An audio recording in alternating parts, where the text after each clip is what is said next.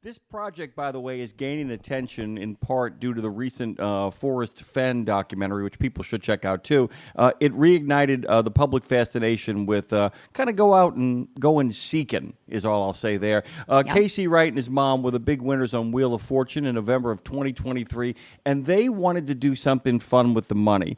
But rather than telling you what they wanted to do, I'm going to let Lindsay ask that question. I do want people to go to www.seektexas.com. You can find them on the Book of Face at Seek Texas. You can find them on the gram of Insta at Seek Texas. And on the Tube of You, which is you should be over here by now if you're with us on the Tube of You, at Seek Texas. And, of course, on the Talks of Tick and the Ticks of Talk at Seek Texas. KC Wright, along with his mom, is the creator of this madness. It's a mad, mad world sort of energy, by the way, Lindsay. Would you care to say hi to our next guest? I would care very deeply. Casey, first of all, good morning and yeehaw. Glad you are here.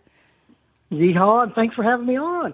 Okay, Casey, here's the thing. First of all, I'm a Texas girl. As a Texas girl myself who grew up watching Wheel of Fortune, I have to say to you, this is the most Texas way ever to spend your prize money. Very cool. And yes, I actually saw you guys on Wheel of Fortune, the original time. We watched Wheel of Fortune. Oh, did you really? Well, we used to watch when Pat was on, of course. Yeah, I mean, I'm obsessed. Pat. Yeah, no offense to Ryan Seacrest, but Pat is the GOAT, of course. So I saw you and your mom when you were on back in November of 2023. I remembered it. So when I saw you come up as a guest, I was like, I remember him. And now the whole state of Texas can get in on this game. So welcome. Glad to have you here, and yeehaw. Thank you for having me on. Okay, here's where I want to start. Before we get into Seek Texas, everyone go to seektexas.com. I want to talk about your journey to getting on Wheel of Fortune, because a very quick story, if you will. I've dreamt of being on Wheel of Fortune, but now it's my dream has died because Pat's off. The whole idea was to be on and be with Pat. And I got really far in. I didn't tell anyone because everyone think I was crazy, but I got far along to like the same thing that you did, which you can tell everyone about, but all the interviews and the Zooms and the prize rounds, I did all that and I did really good. And I got to the very end and I told this story about, I came home one day and, I was, my Google speaker, this is a much longer story, but my Google speaker was playing music and I stepped into my house and I was like, oh my God, there's somebody in my house. I'll tell the longer story later, guys. But essentially it started playing I said, is somebody here? And then it played back the song, The Wheel of Fortune, to me. And I was like, there's a ghost in my house. And I started telling the story and I could see everybody's faces getting really weird. I'm like, oh, they think I'm a psychopath and that I am going to stab and murder Pat Sajak. So I did not get on the show.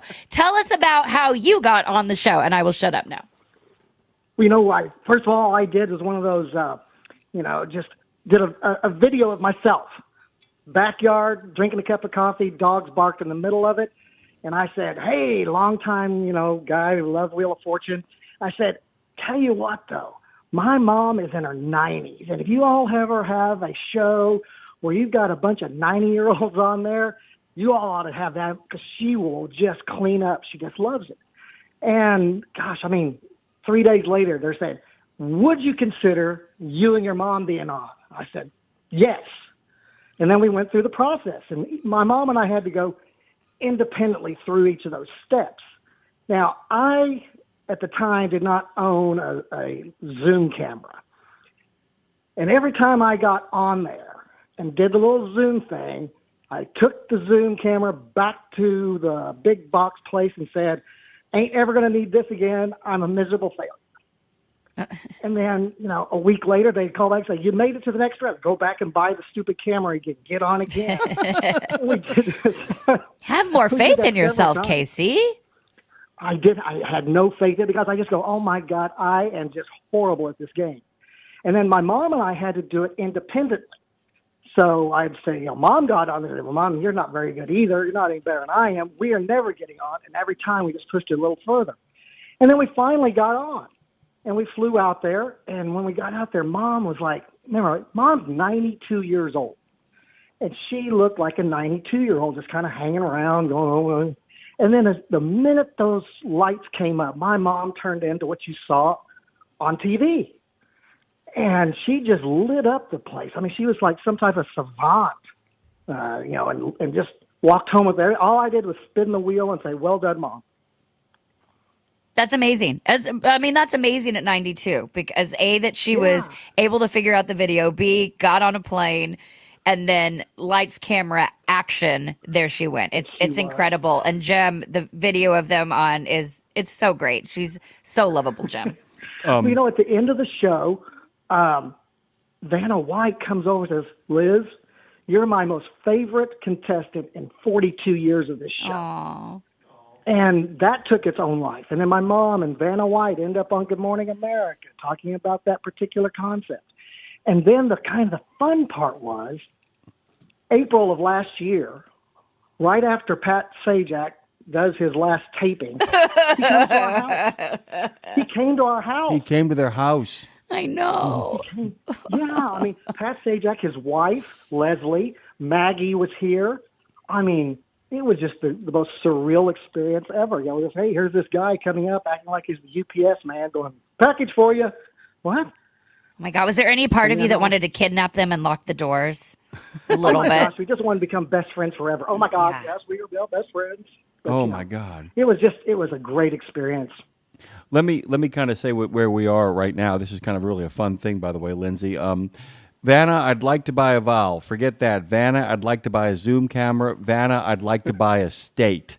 Because that's where we're headed right now with SeekTexas.com. So, to kind of pick up the story, because we're going to get to the second half of the interview, to pick up the story, so you win. You win the whole enchilada and the burrito on the side, and you got a little bit of moolah. So you're a winner. And they win the bonus round as well. You win the whole thing. You win, as they say in Major League, and I'll leave out the curse word, they win the whole flipping thing. So you got it. We did. Tell us what happens next. Well, okay, so my mom and I, and my dad as well, we were puzzle people, since my birth. I mean, that's all we did was treasure hunts and searching for it. My dad was a geologist, so gosh, we were constantly out there looking for stuff anyway. But it was just always this, reading the story of Treasure Island and the Gold Bug and Tom Sawyer and all these things. I just knew that I wanted to do a treasure hunt my entire life. And all of a sudden you get some free money and go, hey, tell you what, don't need the free money. I would I could go buy something new with it. Well, let's just do a treasure hunt. And so I like to develop puzzles. So I just decided I knew where I wanted to hide the treasure. And then it was just building the puzzles. And when I mean the puzzles, it's just all the little clues inside the book that tell you exactly where the treasure is located. That's amazing. So that brings us,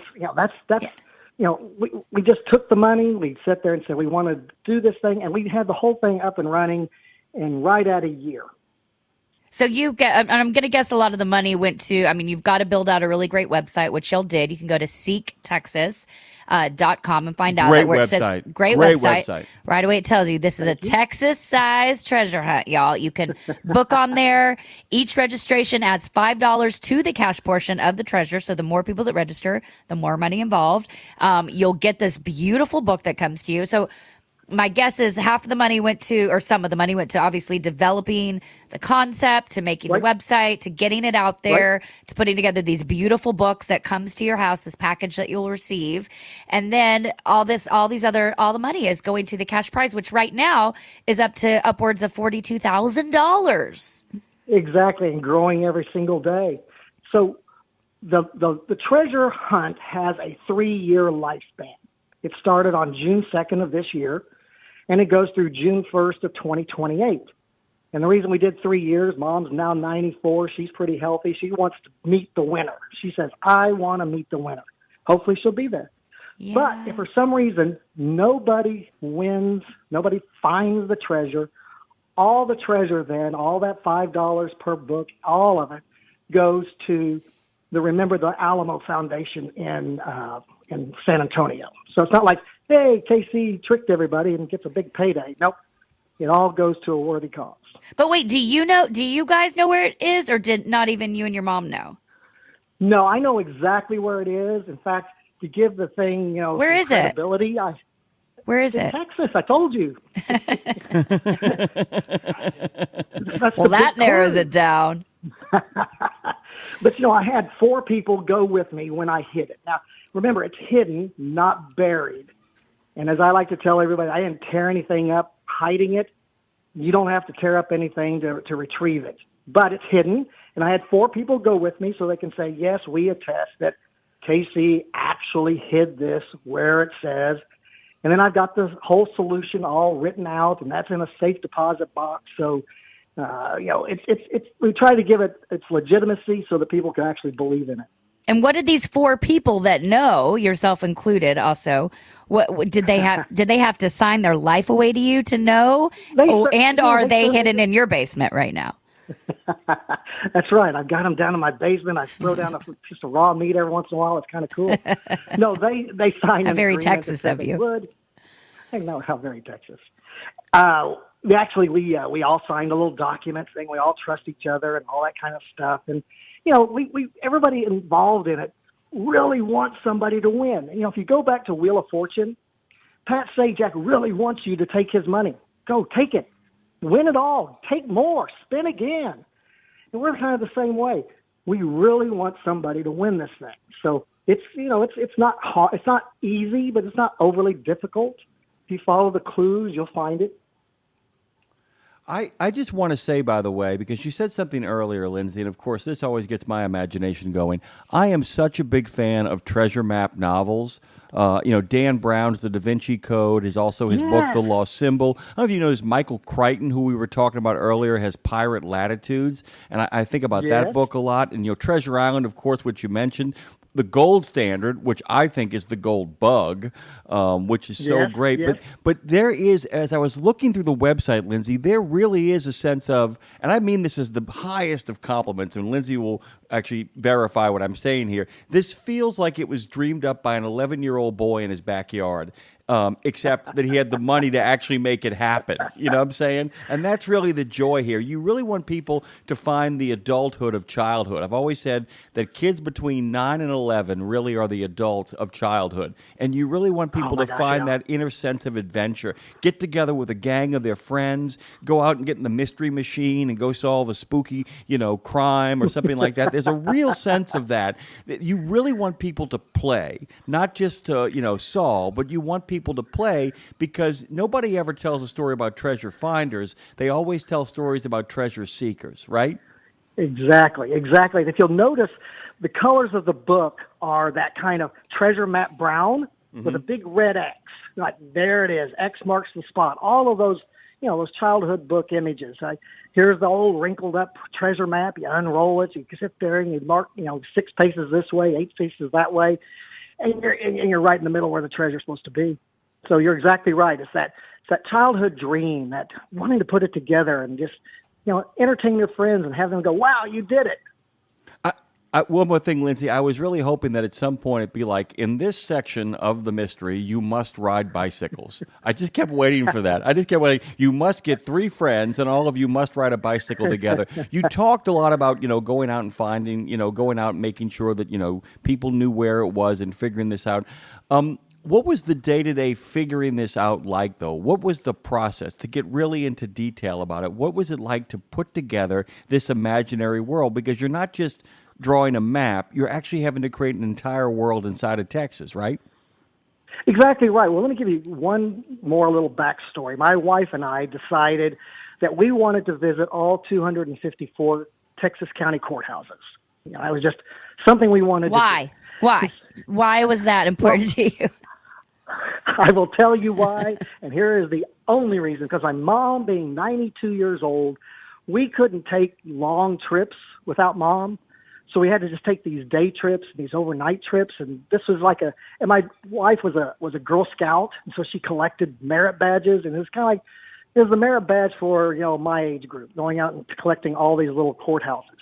And so we did that, and we also found the Quanah Parker Trail of Arrows. It goes all through the Texas Panhandle. And we started, going to all these, and there are these 22-foot high arrow sculptures, and they tell you these stories, Quanah did this, Quanah did that. You know, the Comanche Nation did this, that, and the other thing.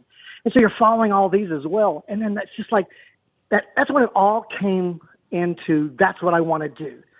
We traveled all over the state. We had all of this information. We had all of these arrows. I said, now we've got free money. Let's just marry the whole thing together. And so the day-to-day was, I knew where I wanted it to be. And then it was just kind of reverse engineering it from there.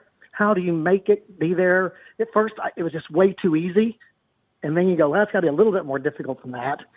Then you have to find a language you can speak. And it was a whole development process of trying to figure out how to make it, balance it between being too hard, too easy, interesting, not interesting. Well, and risk, we don't really have to dive too much into the how it works, because you will find all that out if you go to seektexas.com. You will get sent a kit. You register there. They will walk you through it. But you have to obviously physically go to Texas to be a part of this. But here's the good news, Casey. A vast majority of our listenership are over the road truck drivers. So they have the means, have the truck to travel. And the book itself it's only 68 pages long. It's not a long book, and it's 80% pictures and 20% little vignettes with no connective story all the way through it. The number one vignette is the Mother Road. I mean, so Route 66, we knew that had to be in the book. And so that's our homage to, the truckers who do all the hard work all over the world or all over the country. Can I just say something, guys, by the way? One of the things I'm obsessed with is scouting merit badges, being that I was a Boy Scout. There you go. I will tell you, if anybody ever wants to have any real fun, is to look up the orienting. There is a merit badge called orienting. Oh, my gosh, yes.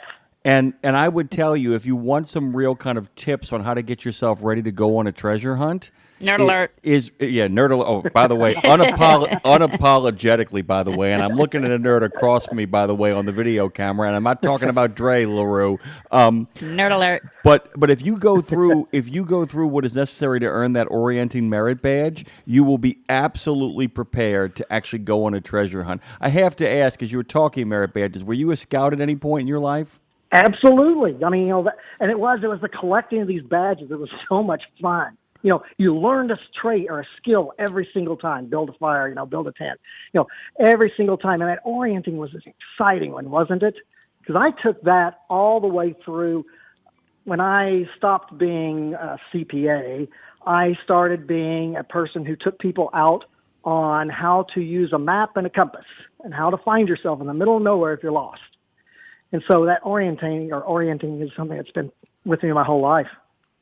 So I want to, this is interesting to me too, because and Jim and I talk about origin stories on the show a lot, but a lot about how I did this, which led to that, which led to that. I love being able to go through my life and be like, oh, because I met that person, then 10 years later, this is happening, those kind of moments, right? Right, those threads. Yeah, those threads. And actually, my dad is texting me right now wanting to tell you, Casey, my dad was on Hollywood Squares when I was, and he wanted to make sure. But back in the day, back when the celebrities were in the boxes, And had fun, yeah. Yeah, and had fun. And he won, I think I was in my mom's belly when he was on it. He won a year supply of Mr. Bubble bath, if you remember the pink Mr. Bubble. In the big pink box. Yes, and he won a piano that for some reason he traded in for an organ, like a church organ, random. He won these random things. But it was so, but I bring that up, A, because he wants me to, and B, because it led to so... Yeah, it led to really fun experience. But because of that, that organ in our house became a big part of my memory from growing up. And I took a lot of Mr. Bubble baths. But anyway, so this inspiration for you guys to go on the show, it was not only a bonding moment from your mom, it changed your life, this whole thing that now it's taking you down this path of joy. So if you back up again a bit, did you guys watch Wheel of Fortune growing up? What was even the inspiration to reach out and start this journey? Oh, let me tell you a story real quick. My father passed away in 2019, all right? And my mom, and you saw it on the show, my mom came down to live with us in Texas. And so I'm taking care of Mom, and then the first time we're sitting down at a family dinner, me and my wife and my mom, we turn on Wheel of Fortune. Okay. And my mom starts bawling. I mean, weeping. I mean, that really deep sobbing type thing. I'm going, Mom, what's this? And she said, that was the last show your dad watched with me before he passed. And she starts crying. Like, it was such a tender little moment. But they watched Wheel of Fortune every single night that it was on. And, I was part of that as well. We had one of those big console TVs. We turned it around. It was either in the living room or it was in the kitchen. So we watched Wheel of Fortune in there. So it was our family bonding. And so to be on that show was fantastic. And then to have it pushed through to where it is today, I mean, you're talking almost a 50-plus year thread all the way through. Yeah, and, so cool. And it's so funny. This all comes back earlier on in the show before Lindsay joined us. I actually had Lindsay jump in early because we had a guest in Nicole Dreisky whose specialty is watching television with your family, active, mindful watching of television, talking about it, discussing what's happening. And so to have you have this conversation right now, it almost feels like a puzzle that we're putting together on this show right here, right now. Gosh. But there's something to be said about that, right? There's nothing wrong with watching television. It can be as much fun as playing a board game together as a family, as throwing the ball in the backyard as a family, as long as you're actually doing it together. Trust me, when we do Jeopardy at my house, it gets pretty ugly. Oh my God, you're the last person I want to play Jeopardy with. Oh my I feel God. like such a dummy. I mean, literally, it turns into a chorus with my mother, father, and I, like, literally saying the answer at the same time. And my 8-year-old nephew will often beat us to the punch. And we're like, come on, man, you're cheating. Yeah, where do they get those reflexes, man? Those little 8-year-old reflexes are there. Oh, my God, So it's just crazy. Go ahead. So when we went to Century City, when we were sitting there, and the place where they take you first is you're sitting in the Jeopardy audience. So you're looking at the Jeopardy, all the 3 Jeopardy podiums. You're looking it over where, whatever the guy's name is these An days. incestuous game show world. It was. So, and then the Wheel of Fortune is kind of like right around the corner. And then they take you on a big tour, and here's how you start spinning the wheel. And I always thought that you could aim, okay, I'm going to aim for that $10,000 spot. I'm going to aim for, man, you can't anymore aim that thing, and it's legit. I mean, it's heavy. It's hard to spin. You couldn't get to a place if you thought you could. I always wondered about that, Lindsay. I often wondered if this was one of the labors of Hercules to spin that thing, dude. Because if you watch it enough, you begin to get a sense that since you're not looking at actors doing what I call the counter motion to get some real kind of oomph on it, I said that thing has got to be heavy. It's got to be like it's got to be like a brick. Because man, when people really spin it, I'm going like that dude's got ripped arms. And there's always some lady that walks up and just whips it, and you're like, wow. Gun show. I don't know if you saw on the show we were on, Mom. I spun the big one, but Mom spun the little one. So she ripped that thing around like there was no tomorrow. But there's no way she could have spun it much more than a half a spin on the big wheel. The big wheel. It's heavy. All right, let's talk big wheel. Let's talk Texas here. We've got a few minutes left, so I want to talk Texas. Okay. And first of all, I would love this, Jim. How about this? If any of our listeners listening here on Road Gang Radio, and this interview will air back, so even if you hear this later, if anyone from Road Gang Radio finds a clue, Casey, you have to come back and tell us the story behind it. Is that a deal? Oh, absolutely. That's a deal. Okay. And the thing about it is, I don't have it up and going this second, but I will when I get off of here. I'm going to go ahead and throw on a discount if you put in Road Gang Radio. Road Gang Radio. If you put that in, I'll give you a 10% discount on buying the original book. Awesome. So, Road All Gang right. Radio. That's on there. So yes, absolutely. And Beautiful. I hope that people do say, because like I said, most of the book is pictures, and there's going to be people that are going to swing by and go, "Hey, I just saw that. Has anybody else been there?" And there's a whole thing right now that's kind of developed, what's the word, organically.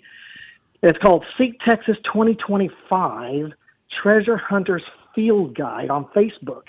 And it's where people who've bought the book and are involved in that are exchanging ideas and tips and have you gone and where are we going? And so I think your guys who are out there and ladies who are out there on the road, they can very well be involved in all that, probably bring more value to it than anybody else. Very cool. Yeah, they know. Okay, so if I were going to drop a clue, if I was going to hide anywhere in Texas, I'd go to I'd probably go to the stockyards personally, but I'm dying to go to Marfa. I grew up in Texas, but I haven't spent time in Marfa. So where would you hide in Texas, and what comes to mind to you when I say things like stockyards or Marfa? What comes to mind to you? Well, I live in Fort Worth. So there you go. Is, right around the corner. We love that. Traveling the whole state now. Every time my wife and I go to a town, we go, well, we could live here. Oh, we could live here. But, one of the towns that really just got to us more than anything else was the town of Center, Texas. And it's out there on the Louisiana border. And not in the center. Not in the center. That would be Brady, Texas. But in the center, it's out there on the Louisiana border. It's right by the last remaining Republic of Texas border marker. And so if you go to Center and then you kind of go about 5 miles out of town, right there on the Louisiana border, you see this last vestige to 1836 Texas. Wow. So I like that part of the state. But, anything behind what they call behind the piney curtain, behind the pine curtain. So all those little places are back there. If you ever saw the movie Bernie, it's true. Carthage and St. Augustine. But, I like the idea that we do have treasure, all right? There's actual treasure. But I'd like to tell everybody the real treasure is discovering the history, the mystery of Texas. To get off the main road, go see these little towns, because all these people like being in small towns. They don't want to be in Austin. They don't want to be in Houston. They want to be there. Every big city's like that except, Fort Worth, because it's the best. Jim, I think I need to send KC my album because I have a song on my new Texas country record, Trying to Get Back to Texas, that you need to maybe use within your campaign here. Shameless plug. Please do, because we do have that an entire section devoted to the Texas music scene. Love it. Love it, Jim. KC Wright has joined us this morning. We're going to get you back on. Promise us you'll come back here. There are no substitutes for #RGR. There are no substitutes for SeekTexas.com. You can find them on the Book of Face, the Gram of Insta, the Tube of You, and the Tick of Talk. It's all Seek Texas. After all, that's what we're seeking. And with KC Wright, we found it. Thank you so much, my friend. Jimmy Mack, Lindsay, Lawler, thank you very much. Thank you. Trying to get back to Texas. Seek Texas, guys. Seek Texas. Seek, and you shall find. Hopefully, you will find this $42,000, which more people that sign up, more money will. And listen, it's not about the money. I mean, it is. It's always about the money. But you also find a lot of joy along the way. There are other prizes, something you can do with your family, something you can do with your friends. Get on it. What are you going to do this summer? We just told you what you're going to do, Jim.